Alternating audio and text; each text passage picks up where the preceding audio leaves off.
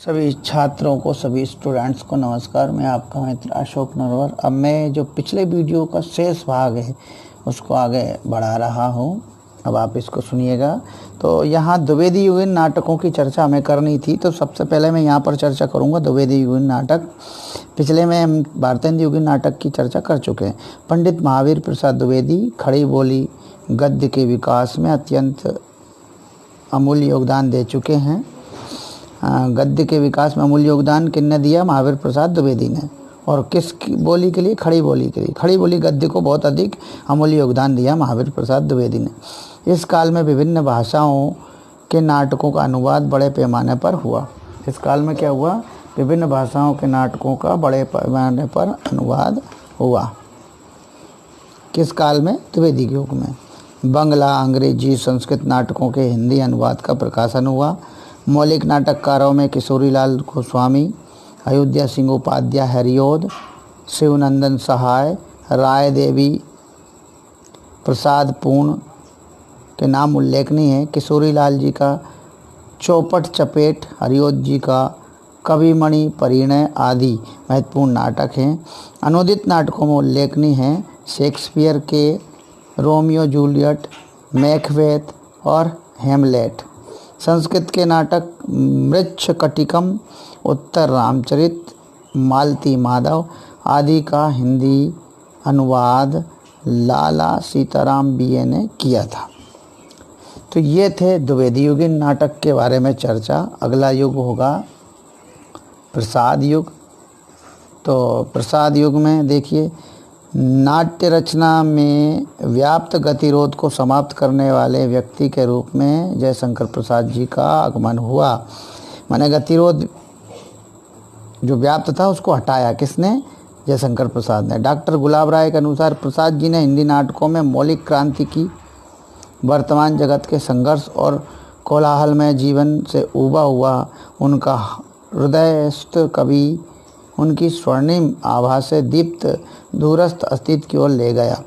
प्रसाद ने नाटकों में सांस्कृतिक चेतना का विकासमान रूप देखने को प्रसाद जी के नाटकों में सांस्कृतिक चेतना का विकासमान रूप देखने को मिलता है। इसमें इतिहास और कल्पना के संगम से वर्तमान को नई दिशा देने का प्रयास ही महत्वपूर्ण है। मतलब इसमें इतिहास और कल्पना का संगम किया और वर्तमान को नई दिशा देने का प्रयास किया। किन्ने? प्रसाद जी के नाटकों में।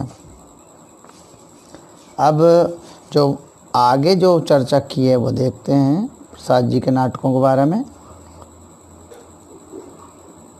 वास्तव में इस काल में ऐतिहासिक नाटकों की धूम रही।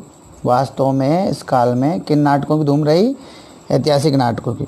वास्तव में इस काल में ऐतिहासिक नाटकों की धूम रही। जयशंकर प्रसाद के अतिरिक्त हरिकृष्ण प्रेमी, गोविंद बल्लभ पंत, सेठ गोविंद दास आदि ने ऐतिहासिक नाटक लिखे। पांडे बेचन शर्मा उग्र ने महात्मा ईसा नामक नाटक लिखा। सामाजिक समस्याओं पर लक्ष्मी नारायण मिश्र, उपेंद्र नाथ अस्क तथा भुवनेश्वर आदि ने भी नाटक लिखे। प्रसाद जी के नाटकों का क्षेत्र प्राचीन काल है, किंतु उनके नाटकों में अपने समय का पूरा प्रभाव है।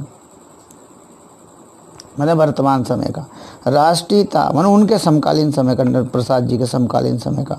राष्ट्रीयता, अतीत गौरव एवं विश्व बंधुत्व की भावना से प्रसाद जी के नाटक परिपूर्ण है। प्रसाद जी के प्रमुख नाटक है चंद्रगुप्त, स्कंदगुप्त, ध्रुव स्वामिनी। ध्रुव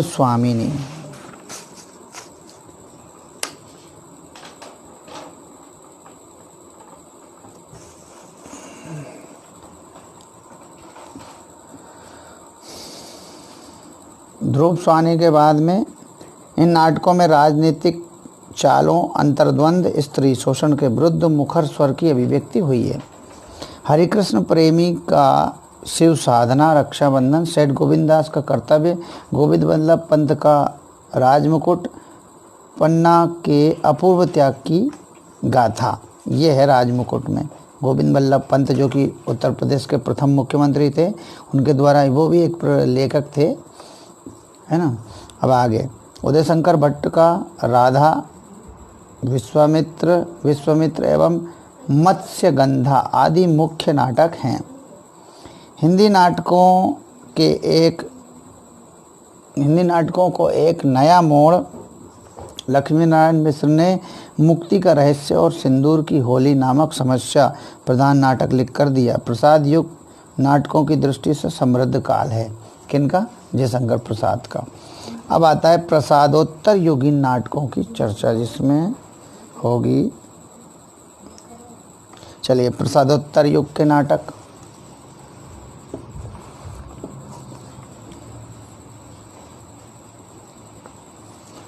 प्रसादोत्तर युगीन नाटकों में यथार्थ का स्वर प्रमुख है। स्वाधीनता प्राप्ति का लक्ष्य पुनरुत्थान एवं पुनर्जागरण के रूप में नाटकों में व्यक्त हुआ। आदर्शवादी प्रवृत्तियां प्रसादोत्तर काल के नाटकों में आस्था, मर्यादा एवं गौरव के उच्च आदर्शों के साथ व्यक्त हुई। आदर्शवादी प्रवृत्तियां व्यक्त हुई, जिसमें क्या क्या? आस्था, मर्यादा, गौरव, उच्च आदर्श आदि व्यक्त हुए। हिंदी नाटक रंगमंच और जीवन के यथार्थ का संगम हिंदी नाटक रंगमंच और जीवन के यथार्थ का संगम इस काल को नई दिशा की ओर उन्मुख करता है। प्रसाद युगीन नाटकों में रोमांटिक भावबोध, सांस्कृतिक चेतना, समसामयिक जीवन आदर्शों के मध्य एक खामी के रूप में था। प्रसादोत्तर युगीन नाटकों में उपेंद्र नाथ अस्क पहले नाटककार हैं जिन्होंने हिंदी नाटक को रोमांटिक भावबोध से बाहर निकालकर आधुनिक भावबोध से जोड़ा। किसने जोड़ा? उपेंद्र नाथ अस्क ने। स्वाधीन भारत के नाटक साहित्य में पहला उल्लेखनीय नाम जगदीश चंद्र माथुर का है, जिन्होंने कोणार्क, शारदीय आदि नाटक लिखे। ये नाटक विषय वस्तु की दृष्टि से महत्वपूर्ण है, किंतु अभिनेता और रंगमंचिता की दृष्टि से नहीं। अस्क जी के प्रमुख नाटक हैं जय पराजय, फिर स्वर्ग की झलक, अंजो दीदी आदि। गीति नाटकों की परंपरा इस युग की मुख्य देन है, जिसमें प्रमुख धर्मवीर भारती का अंधा युग 1953 यह स्वतंत्रोत्तर भारत की महत्वपूर्ण कृति है। अभिनेयता की दृष्टि से यह सफल गीति नाट्य है। इसी कड़ी में दूसरी महत्वपूर्ण कृति है दुष्यंत कुमार का एक कंठ बिस्पाई 1963। यह भी एक महत्वपूर्ण नाटक है। और इसके बाद स्वाधीन भारत के सफल नाटककार हैं मोहन राकेश। उन्होंने ऐतिहासिक कथानक पर आधारित अपनी नाट्य कृतियों में समकालीन बोध को कुशलतापूर्वक व्यक्त किया। आषाढ़ का एक दिन कालिदास पर आधारित है। आधे अधूरे में स्वतंत्रोत्तर भारत के टूटते हुए पारिवारिक मूल्य को सशक्त अभिव्यक्ति दी है। तीसरा नाटक है लहरों के राजहंस।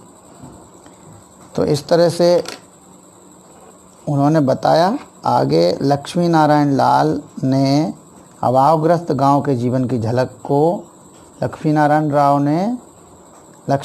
लाल ने अभावग्रस्त गांव के जीवन की झलक को अंधा कुआं में प्रस्तुत किया। मादा केकटस, रक्त कमल, तोता मैना प्रतीकात्मक नाटक हैं। रंगमंच एवं अभिनेता की दृष्टि से ये सफल नाटक हैं। अन्य नाटककारों में उल्लेखनीय नाम है सुरेश वर्मा, जिनकी रचना है द्रौपदी, आठवां सर्ग, सर्वेश्वर दयाल सक्सेना, लक्ष्मीकांत वर्मा, मुद्रा राक्षस आदि ने भी नाटक लिखे। भीष्म साहनी की हनूस, कबीरा खड़ा बाजार में, एक तो हनूस है, एक कबीरा खड़ा बाजार में माधवी प्रसिद्ध नाटक कृतियाँ हैं। नाटक विधा वस्तुनिष्ठता की मांग करती है, क्योंकि नाटक लेखन तक ही सीमित नहीं अपितु अभिनेता एवं रंगमंच के माध्यम से दर्शकों के साथ तादात्म्य स्थापित करना भी है। इसलिए यह एक चुनौतीपूर्ण कार्य है। तो ये नाटक विधा का संपूर्ण जो वीडियो था, 2 वीडियो में ये नाटक विधा समाप्त हो जाती, जो कि कक्षा 10वीं और 12वीं दोनों और अन्य विद्यार्थियों के लिए बड़ा उपयोगी होगा। अब आगे की जो विधा है एकांकी, मैं उसको अगले वीडियो में, इसी वीडियो में ले लेता हूँ कुछ हद तक, बाकी बाद में लूँगा। देखिए एकांकी, अगली विधा है एकांकी।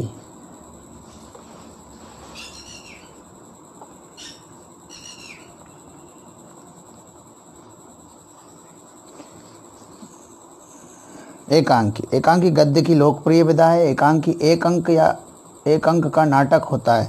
एकांकी एक अंक का नाटक होता है। आज के व्यस्त जीवन में मानव कम से कम समय में मनोरंजन चाहता है, अतः साहित्य ऐसी विधा की कामना या इच्छा करता है जो कम समय में और कम कलेवर में, कम जो है मैटर में, कम मात्रा में मानव द्वारा ज्ञान की पिपासा और मनोरंजन की भूख शांत कर सके। यानी ज्ञान की प्यास और मनोरंजन की भूख को शांत कर सके, कम कलेवर और लघु रूप में, है ना। ऐसी कामना साहित्य की है।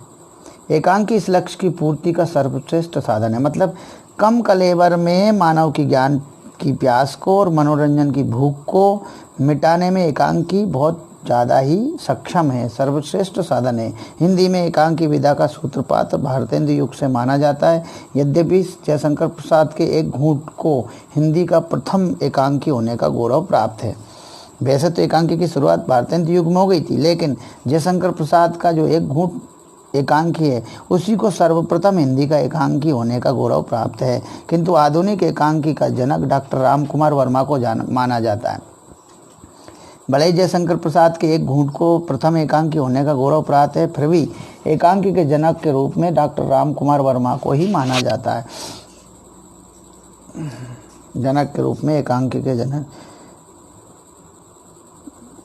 एकांकी ना तो नाटक का संक्षिप्त रूप है, एकांकी ना तो नाटक का संक्षिप्त रूप है, न नाटक का एक अंक है। यह स्वयं में एक पूर्ण रचना है।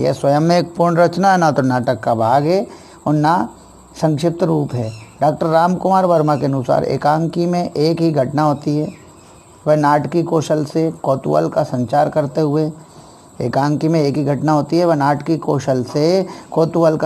करते हुए चरम सीमा तक पहुंचती है। उसमें कोई गौण प्रसंग नहीं रहता, पात्र सीमित होते हैं, कथा वस्तु भी स्पष्ट और कौतूहल से युक्त रहती है।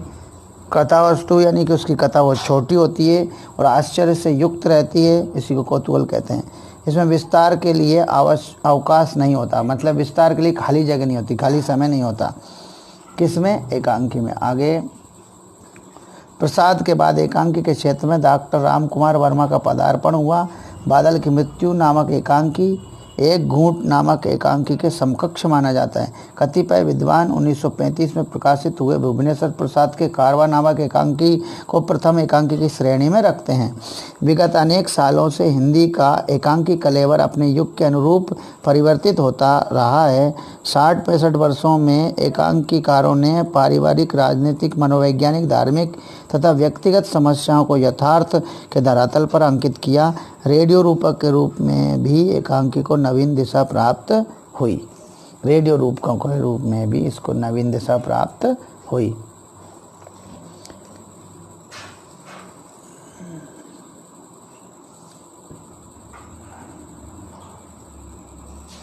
आगे एकांकी उद्भव और विकास। हिंदी एकांकी का मूल स्रोत संस्कृत नाटकों में एक अंक वाले व्यायोग, प्रहसन, वीथी, गोष्ठी, नाटिका आदि है। हिंदी एकांकी का मूल स्रोत संस्कृत नाटकों के एक अंक वाले जो भाग हैं, व्यायोग हैं, प्रहसन है, वीथी है, गोष्ठी है, नाटिका आदि है। वर्तमान हिंदी एकांकी के स्वरूप में विद्वानों का मत है कि इस पर पाश्चात्य परंपरा का प्रभाव विद्यमान है। यद्यपि प्राचीन भारत में एकांकी जैसी रचनाओं की विकसित परंपरा विद्यमान थी, अर्थात एकांकी की आत्मा भारतीय है और कलेवर पाश्चात्य है। मतलब इसकी जो एकांकी की जो आत्मा है वो भारतीय है और इसकी जो मैटर है, इसका जो विषय वस्तु है वो पाश्चात्य है।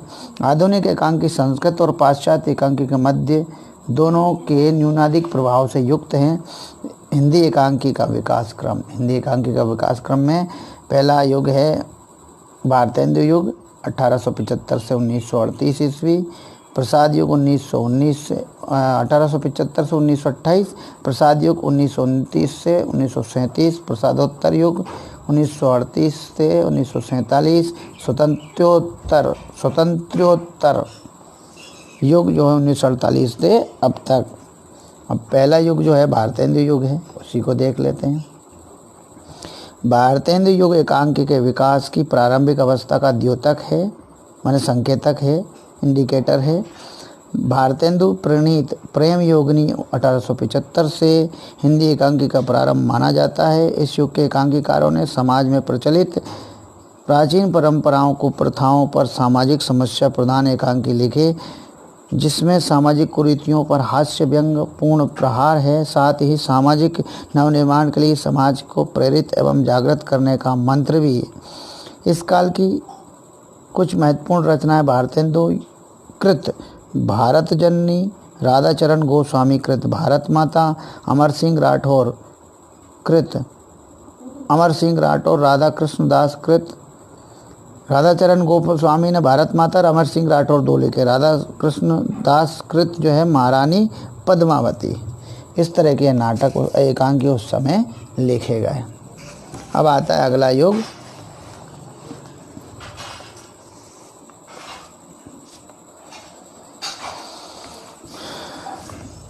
अगला युग है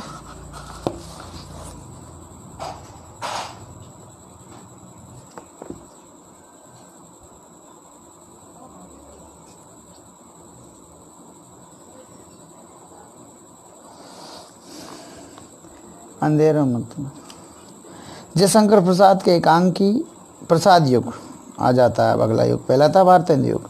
जयशंकर प्रसाद के एकांकी एक घूंट से एकांकी का आरंभ माना जाता है। भारतेंदु ने यदि आधुनिक एकांकी की नींव डाली तो उसे पल्लवित पुष्पित करने का कार्य जयशंकर प्रसाद जी ने किया। इस युग में एकांकीकारों ने पाश्चात्य अनुकरण पर नवीन शैली में एकांकी लिखे। पाश्चात्य नाट्य सिद्धांतों की प्रेरणा एवं प्रभाव के बावजूद एकांकी भारतीय मानव जीवन के अधिक निकट हैं। इस युग के एकांकी में रंगवंशिता, संवादों में सजीवता, संक्षिप्तता एवं मार्मिकता देखने को मिलती है। तत्कालीन समाज की विकृतियों का चित्रण करने वाली एकांकियों की रचना हुई। प्रमुख कृतियां हैं हरिकृष्ण शर्मा का बुढ़ऊ का ब्याह, जीपी श्रीवास्तव का गड़बड़ झाला, सेठ गोविंदास का सूखे संतरे, हंगर स्ट्राइक आदि। ये था प्रसाद युग। अब मैं अगले वीडियो में बचे हुए शेष भाग को लूँगा। धन्यवाद।